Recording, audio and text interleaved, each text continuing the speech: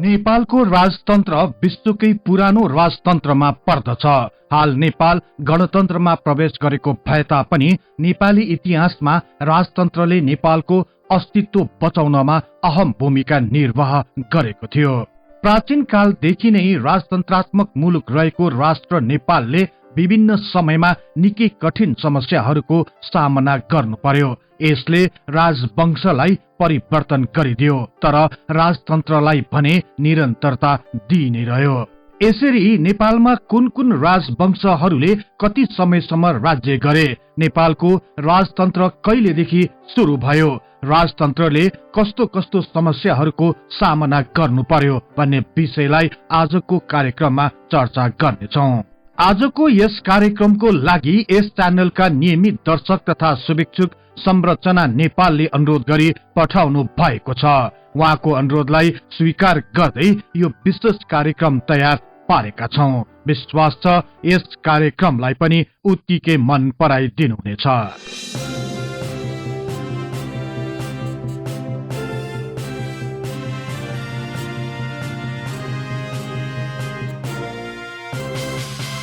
नेपाली इतिहासको चर्चा गर्दा सबैभन्दा पहिले नेपालमा कुन वंशले शासन गरेका थिए भन्ने प्रश्न उठ्न सक्छ।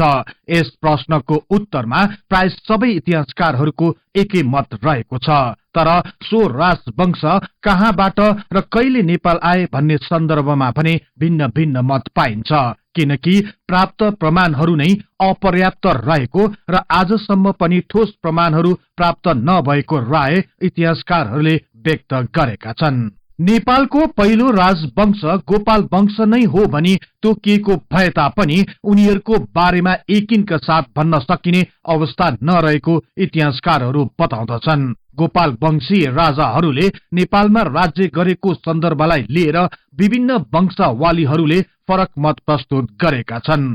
गोपाल राजवंशवालीको अनुसार गोपाल वंशीय 8 जना राजाहरूले 505 वर्ष 3 महिनासम्म नेपालमा राज्य गरेका थिए, तर भाषा वंशवालीमा भने 7 जना राजाहरूले जम्मा 436 वर्ष 3 महिना राज्य गरेका थिए भनी उल्लेख गरिएको छ। त्यस्तै राइटको वंशवालीमा गोपाल वंशका 8 राजाहरूले 521 वर्ष माता तीर्थमा बसी राज्य सञ्चालन गरेका थिए भनी जनाइएको छ।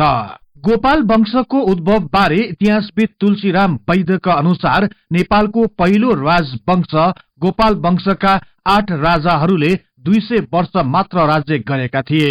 यी अनुमानित अवधिहरूलाई आधार मान्ने हो भने नेपालमा गोपाल वंशले विक्रम सम्वत पूर्व 2130 सालदेखि विक्रम सम्वत पूर्व 1780 सालसम्म राज्य गरेका थिए। अर्थात गोपाल वंशले नेपालमा विक्रम सम्वत सुरु हुनुभन्दा 2130 वर्ष पहिलेदेखि 1780 वर्षसम्म एक छत्र राज गरेका थिए। गोपाल राजवंश पछि नेपालमा महिषपाल राजवंशहरूले राज्य शासन आफ्नो हातमा लिए। गोपालहरू जस्तै महिषपालहरू पनि कहाँबाट कसरी नेपालमा आई गोपाल वंशलाई हराई राज्य हत्याए भन्ने बारेमा अझै पनि ठोस प्रमाणहरू भेटिएको छैन। केही इतिहासकारहरूले गोपाल वंश र महिषपाल वंशका बीच खासै अन्तर नरहेको बताएका छन्। अझ धेरै जसो इतिहासकारहरूले गोपाल र महिषपाल एकै जाति र वंशका मानिसहरू थिए भनी व्याख्या गरेका छन्। प्राप्त केही स्रोतहरूमा गोपाल वंशको शासनकाल जस्तै महिषपाल वंशमा पनि कुन कुन राजाहरूले कति अवधिसम्म राज्य गरे भन्ने सन्दर्भमा फरक फरक मत प्रस्तुत गरिएको छ। गोपाल वंशावलीमा महिषपाल वंशका 3 राजाहरूले 161 वर्ष 2 महिनासम्म राज्य गरेको उल्लेख गरिएको छ भने विलियम कर्क प्याट्रिकको पुस्तक र भाषा वंशावलीमा महिषपाल वंशका 3 राजाहरूले नेपालमा 111 वर्ष 7 महिना राज्य गरेका थिए भनी जनाइएको छ। तर इतिहासकार तुलसीराम वैद्यका अनुसार महिषपाल राजवंशका राजाहरूले नेपालमा 75 वर्षसम्म मात्र राज्य गरेका थिए। यी फरक फरक अवधिहरूलाई औसतन गणना गर्ने हो भने महिषपाल वंशले नेपालमा विक्रम सम्वत पूर्व 1780 देखि 1600 सालसम्म राज्य गरेका थिए।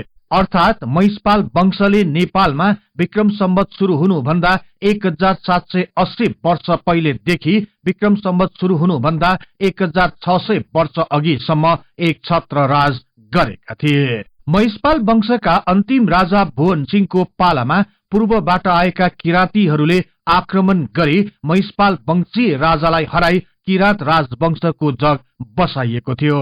यसरी नेपालमा गोपाल र महिषपाल पछि किराँतीहरूले राज्य चलाएका थिए भन्ने सन्दर्भमा सबै इतिहासकारहरू सहमत भएका छन्। तर गोपाल वंश र महिषपाल वंश जस्तै यसको पनि स्रोतहरू वंशावली, पौराणिक तथा ऐतिहासिक ग्रन्थहरू नै भएकाले कतिपय विषयहरूको पूर्ण जानकारी आजसम्म पाउन सकिरहेको छैन।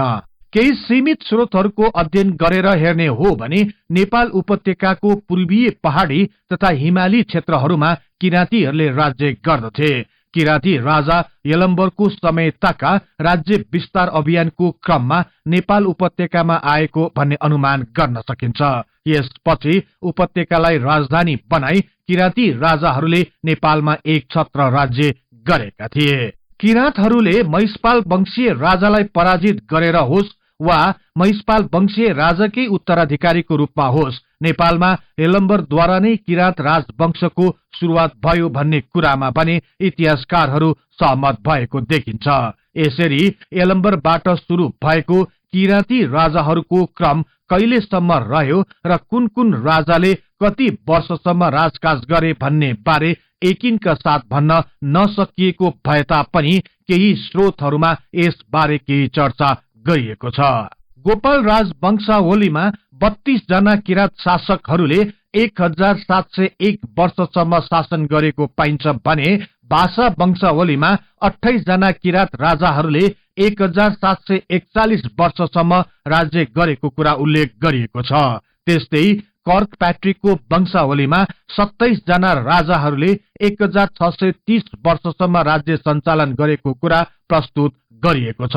डेनियल राइटले नेपालमा किराँत वंशका 29 जना राजाहरू भएका र जम्मा 1118 वर्षसम्म शासन गरेको कुरा बताइएको छ। तर यो तथ्याङ्क भन्दा फरक सिल्वा लेवीले 26 जना किराँत राजाहरूले नेपालमा 1178 वर्षसम्म राज्य गरेको कुरा उल्लेख गरेको छ।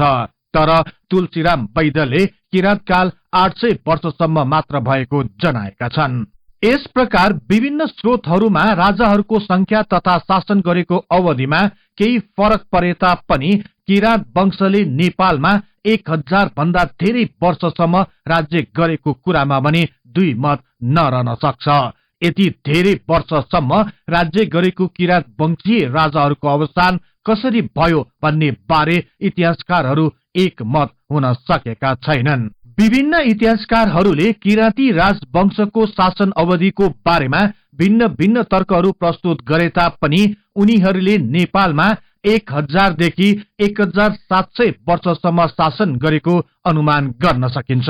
यसैलाई औसतन गणना गर्ने हो भने विक्रम सम्वत पूर्व 1600 सालदेखि विक्रम सम्वत पूर्व 300 सालसम्म किराँत राजवंशले नेपालमा राज्य गरेका थिए। अर्थात किराँत राजवंशले नेपालमा विक्रम सम्वत सुरु हुनुभन्दा 1600 वर्षदेखि विक्रम सम्वत सुरु हुनुभन्दा 300 वर्ष अघिसम्म करिब 1300 वर्षसम्म एक छत्र राज गरेका थिए। किराँतको शासनपछि नेपालमा सोमवंशीहरूले राज्य गरे। विभिन्न वंशावलीहरूका अनुसार पश्चिम तर्फबाट आएका सोमवंशी राजपूतहरूले किराँत राजालाई हराएर सोमवंशी राजपूत शासनको स्थापना गरे। सोमवंशका पहिला राजा निमिष थिए। यिनले गोदावरीमा नयाँ दरबार बनाएर त्यहाँबाट नेपालको शासन सञ्चालन गर्न थाले। तर केही इतिहासकारहरूका अनुसार निमिष लिच्छवी वंशका राजा थिए भनी जनाएका छन्। डाक्टर दिल्ली रमन रेग्मीले निमिष नै जयदेव प्रथम थिए भनी लेखेका छन्। इतिहासकारहरूका अनुसार सोमवंशी 5 जना राजाहरूले नेपालमा 317 वर्षसम्म राज्य गरेका थिए। सोमवंशीय राजा भास्कर वर्मा निसन्तान थिए। त्यसैले उनले सूर्यवंशी क्षेत्रीय राजकुमार भूमि वर्मालाई आफ्नो उत्तराधिकारी घोषित गरे। यसरी नेपालको इतिहासमा सोमवंशको अन्त्य र सूर्यवंशको उदय भयो। भूमि वर्मालाई नै पहिलो सूर्यवंशी लिच्छवी राजा मानिएको छ। लिच्छवी राजवंशको उदयसँगै सोम राजवंशको पनि अवसान भयो। नेपाली इतिहासमा सोमवंशीहरूले कहिलेदेखि शासन गरे भन्ने विषय पनि अन्यल नै रहेको छ। विभिन्न इतिहासकारहरूले भिन्न भिन्न मितिहरू अघि सारेका छन्। करिब 317 वर्षसम्म शासन गरिएको भनिएको सोम राजवंशहरूले विक्रम सम्वत पूर्व 300 देखि विक्रम सम्वत 18 सालसम्म राज्य गरेको जनाएका छन्। अर्थात सोमवंशीय राजाहरूले नेपालमा विक्रम सम्वत सुरु हुनुभन्दा 300 वर्ष पहिलेदेखि विक्रम सम्वत 18 सालसम्म राज्य गरेका थिए। नेपालको इतिहासमा लिच्छवी कालको विशेष महत्व रहिआएको छ। तर लिच्छवी वंशको स्थापना र यस वंशको मूल थलोको बारेमा भने मत भिन्नता रहिआएको छ। लिच्छवी काल ताका को राजाहरू भए भन्ने विषय पनि अन्यल नै रहेको छ। तर विक्रम सम्वत 790 मा लेखिएको जयदेव द्वितीयको पशुपतिको शिलालेखमा लिच्छवी वंशका 12औं पुस्ताका सुपुष्पदेवको नाम लेखिएको छ। सुपुष्पदेव पछि 23 राजाहरूको नाम खाली राखेर एकैपल्ट 24औं राजा जयदेव प्रथमको नाम उल्लेख गरिएको छ। जयदेव प्रथम पछि पनि 12 राजाहरूको नाम दिएको छैन। त्यसपछि एकैपल्ट वृषदेवको नाम लेखिएको छ। गोपाल राज वंशावलीमा भने जयदेव प्रथम पछिको 12 जना राजाहरूको नाम भने जनाइएको छ। त्यस्तै चागु नारायणको अभिलेखमा पनि मानदेव भन्दा अघिका वृषदेव, शंकरदेव र धर्मदेवको नाम विशेष महत्वको साथ लेखिएको छ। राजा मानदेव पछि क्रमशः महीदेव, वसन्तदेव राजा भए। राजा वसन्तदेव पछिका 12 जना लिच्छवी राजाहरूको बारेमा त्यति जानकारी पाउन सकिएको छैन। यसपछि शिवदेव राजा भए। राजा शिवदेव पछि अम्सु वर्मा र उनी पछि उदयदेव नेपालका राजा भए। राजा उदयदेव कमजोर प्रवृत्तिका भएकाले गुप्तहरूले उनलाई राजगद्दीबाट हटाए। त्यसपछि उनी तिब्बतमा शरण लिन पुगे। तर उनका छोरा नरेन्द्र देवले तिब्बती सेनाको सहयोगमा नेपालका गुप्तहरूलाई हराई पुनः शासन सत्ता आफ्नो हातमा लिए र उनी पछि विभिन्न लिच्छवी राजाहरूले नेपालमा राज्य गरे। लिच्छवी राजा जय कामदेव पछि अर्थात विक्रम सम्वत 1100 ताका केही अवधिको लागि नेपालमा नुवाकोटे ठकुरी राजवंशले राज्य गरेका थिए। नुवाकोटे ठकुरी वंशका भास्कर देव पहिला राजा थिए। उनी पछि क्रमशः बलदेव, पद्मदेव, नागार्जुन देव र शंकरदेव नेपालका राजा भए। राजा शंकरदेवको विक्रम सम्वत 1139 मा मृत्यु भएपछि सूर्यवंशी राजपूतहरूले आफ्नो शासन पुनः प्रारम्भ गरे। यसपछि विभिन्न लिच्छवी राजाहरूले राज्य गरे। तर यही समय ताका लिच्छवीहरूको केन्द्रीय शासन कमजोर बन्न गई विशाल नेपाल विभिन्न 3 टुक्राहरूमा विभाजित हुन गयो। विक्रम सम्वत 1150 ताका नेपालको पश्चिमी क्षेत्रहरूलाई अधीनमा लिएर खस साम्राज्य बन्न गयो भने विक्रम सम्वत 1154 ताका सिम्रौनगढलाई केन्द्र बनाएर तिरहुत राज्यको निर्माण भयो। विशाल नेपाल खुम्चिएर काठमाडौँ उपत्यका र पूर्वका क्षेत्रहरूमा मात्र सीमित हुन पुग्यो। खुम्चिएको नेपालमा पनि लिच्छवीहरूकै राजवंशले राज्य गरिरहेका थिए। यसै समय ताका मल्लहरू पनि राजकीय सत्ताको सर्वोच्च पदहरूमा देखिन थाल्यो। यस प्रकार बिस्तारै लिच्छवी राजवंशको अन्त्य हुन गयो। लिच्छवी राजवंशहरूले कहिलेदेखि नेपालमा राज्य गरे भन्ने विषय अन्यल नै रहेकोले लिच्छवीकालीन अवधि पनि एकिनका साथ भन्न सकिने अवस्था हुन सकेन। सोमवंशी अर्थात वर्मा राजवंशको अवसान पछि सुरु भएको लिच्छवी राजवंश निरन्तर रूपमा एकै नासले नगए तापनि विक्रम सम्वत 1257 ताका यो वंशको अवसान भएको विषयमा भने सहमत भएका छन्। त्यसैले यी विभिन्न अनुमानहरूलाई आधार मान्ने हो भने लिच्छवीहरूले नेपालमा विक्रम सम्वत 18 सालदेखि विक्रम सम्वत 1257 सालसम्म राज्य गरेका थिए। तर यो बीचमा अन्य वंशहरूले पनि केही समयको लागि राज्य गरेकाले लिच्छवी राजवंशहरूको राज्यकाल 900 वर्षसम्म रहेको अनुमान गरिएको छ। विक्रम सम्वत 1257 मा अरिमल्ल नेपाल मण्डलका राजा भए। अरिमल्ललाई नै नेपाली इतिहासमा मल्ल वंशका प्रथम सार्वभौम सत्ता सम्पन्न राजा मानिएको छ। यस अघिका मल्लहरूले राजाको सहायक भएर काम गरेका थिए। यिनी कसरी राजा भए भन्ने बारेमा इतिहास मौन रहेको छ। तर पनि अरिमल्लले मल्ल वंशको स्थापना गरे भन्ने विषयमा भने दुविधा रहेको छैन। अरिमल्ल पछि अभय मल्ल, जयदेव मल्ल, आनन्ददेव मल्ल, जय भीमदेव मल्ल, अनन्त मल्ल, जयानन्द मल्ल, जयरुद्र मल्ल, राजदेव मल्ल, अर्जुन मल्ल, जयस्थिति मल्ल, जगज्योति मल्ल र एकसे मल्ल राजा भए। राजा एकसे मल्ल महत्वाकांक्षी राजा थिए। यिनले विशाल नेपालको परिकल्पनालाई साकार पार्न विभिन्न समयमा आफ्नो अभियानलाई तीव्र गतिमा अघि बढाए। तर उनको मृत्युसँगै नेपालको विभाजन सुरु भयो। विक्रम सम्वत 1538 मा एकसे मल्लको मृत्यु भएपछि उनका जेठा छोरा राय मल्ल गद्दीमा बसे। तर राय मल्ल राजा भएको 3 वर्षपछि अर्थात विक्रम सम्वत 1541 मा उनका भाइ रत्न मल्लले कान्तिपुर राज्यको स्थापना गरे। यसपछि क्रमशः रण मल्लले बनेपा र पछि सिद्धि नरसिंह मल्लले ललितपुरलाई भिन्न राज्य बनाउन सक्षम भए।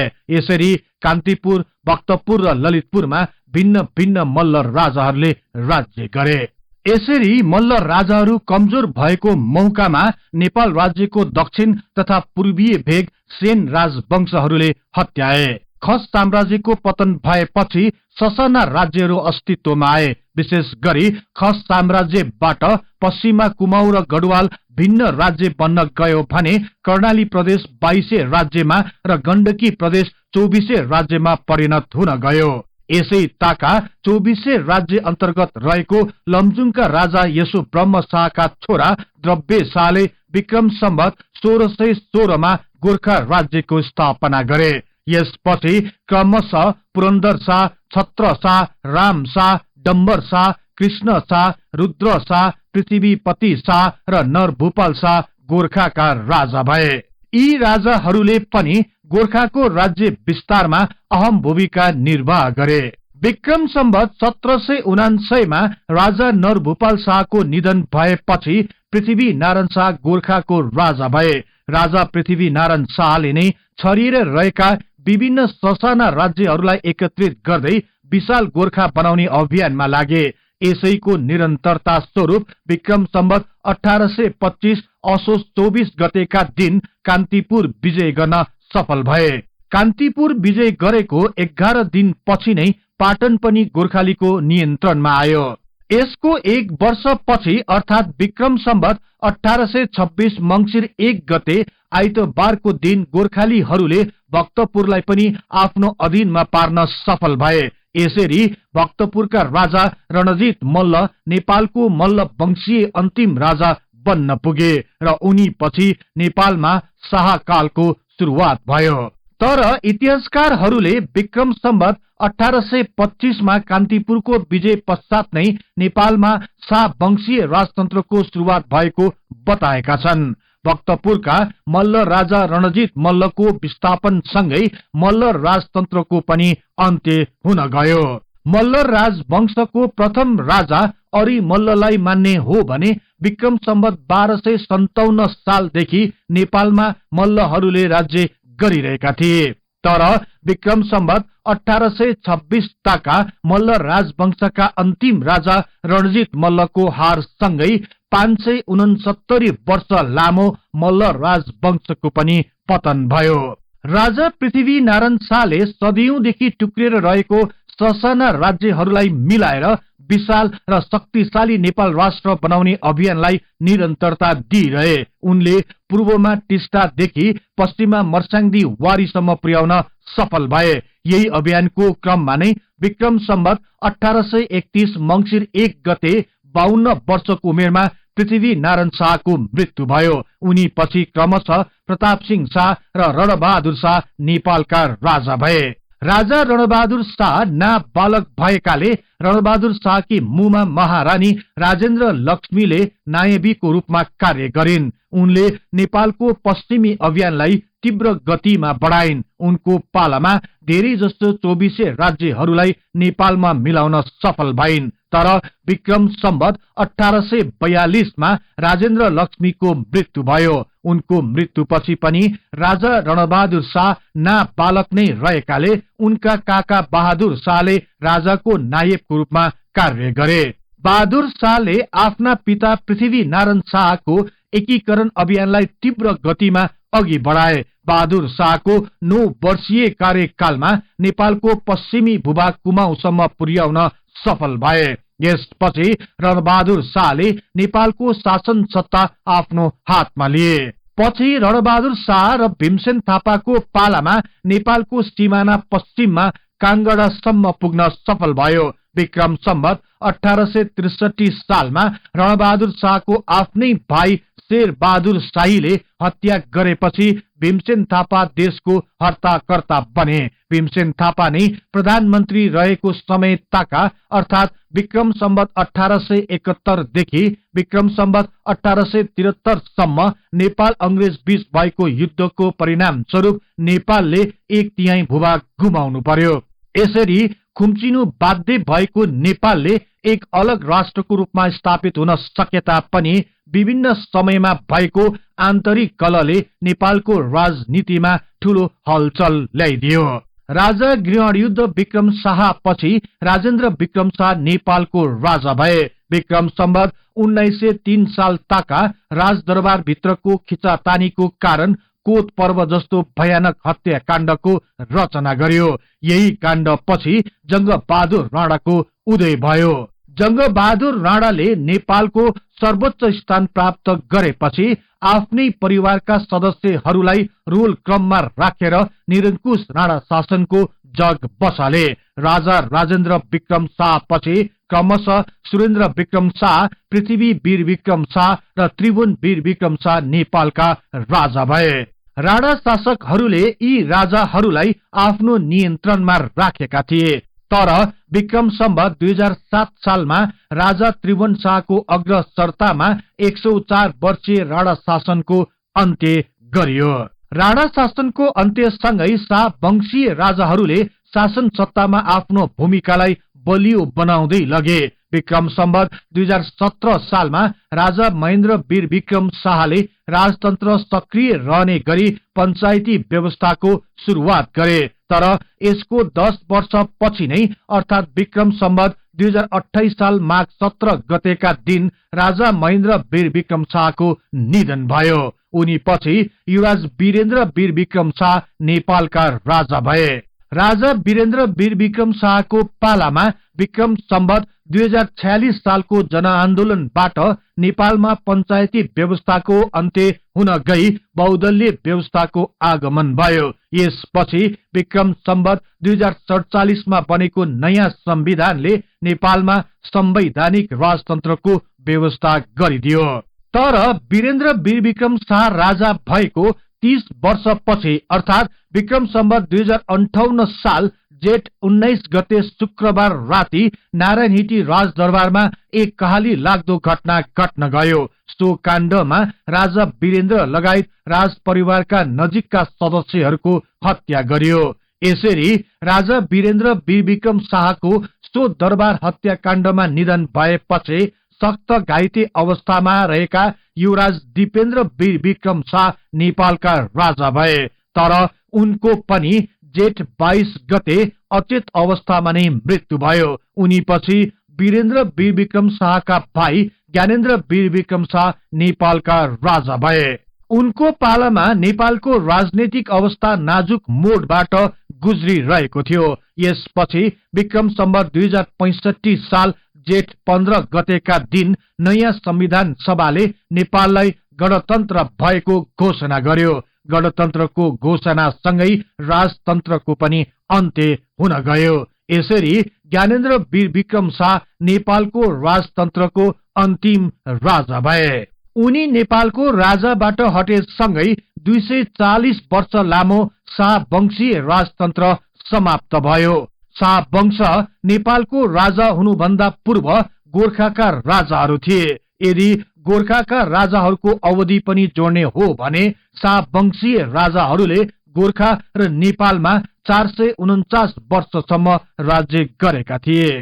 तर नेपालको राजतन्त्र परापूर्व कालदेखि नै रहँदै आएको थियो। विभिन्न कालखण्डमा विभिन्न राजवंशहरूले नेपालमा राज्य गरेका थिए। राजतन्त्रलाई अगाल्दै आएको नेपालको इतिहास धेरै पुरानो रहेको छ। नेपालको राजतन्त्रलाई गोपाल राजवंशदेखि नै गणना गर्ने हो भने 4195 वर्ष पुरानो नेपालको राजतन्त्रात्मक व्यवस्था विक्रम सम्वत 2065 सालमा अन्त्य हुन गयो।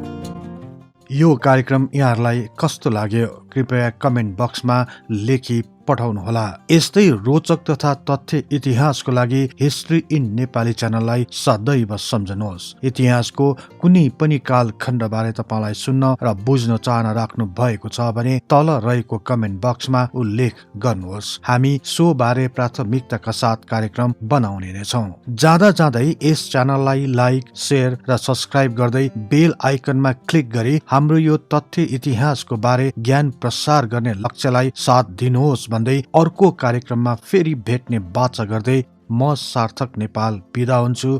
हवस् त, नमस्कार।